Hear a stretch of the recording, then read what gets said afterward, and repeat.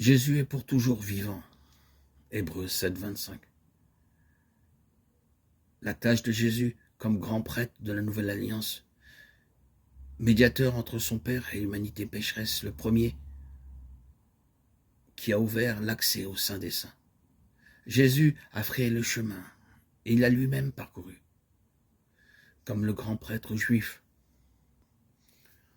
Une fois l'an, pénétré au-delà du voile dans le Saint des Saints. De même Jésus, une fois pour toutes, est entré au-delà du voile du nouveau temple, dans le Saint des Saints. Ce voile était sa propre chair. Observe l'auteur de la lettre aux Hébreux 10, 20. Il l'a traversé en mourant et en ressuscitant. Son corps ressuscité des morts est ainsi devenu le chemin, nouveau et vivant, par lequel à présent chacun trouve accès au sanctuaire. Aussi, la tente de l'Alliance et le sanctuaire sont-ils maintenant différents de ce que fut leur préfiguration dans la liturgie de l'Ancien Testament. Ils sont bien plus grands et plus parfaits, et non faits de main d'homme. Hébreux 9, 11. Le sanctuaire est le ciel lui-même et le trône du Père, à la droite duquel notre grand prêtre prend place, afin d'y être notre intercesseur pour l'éternité. Hébreux 9, 24. Le sacrifice de prière qu'il a commencé dans l'obéissance et la mort, il le célèbre maintenant pour toujours dans le ciel.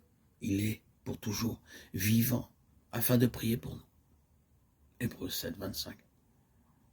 C'est là que Jésus prie maintenant, dans ce maintenant sans limite de l'éternité, que notre temps créé ne peut fixer ni atteindre, si ce n'est dans la prière.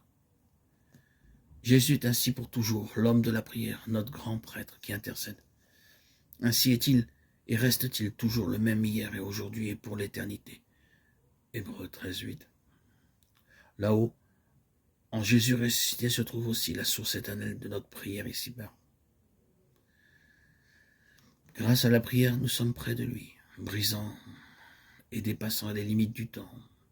Et nous respirons dans l'éternel, nous tenant devant la face du Père, unis à Jésus.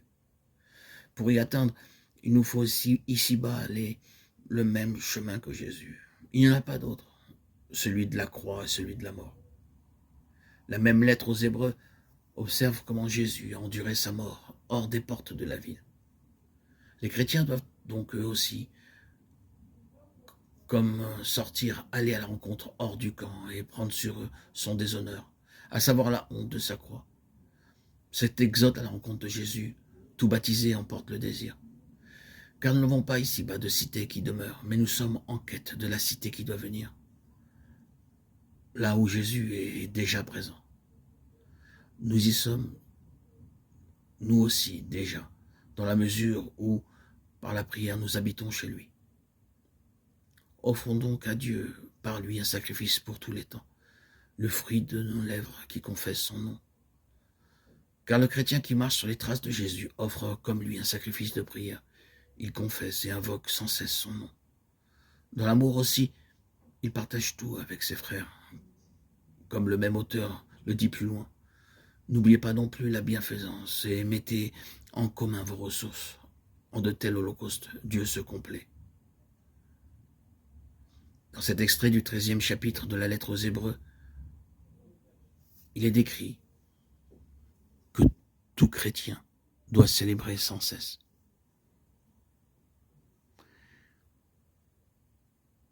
Nous trouvons l'origine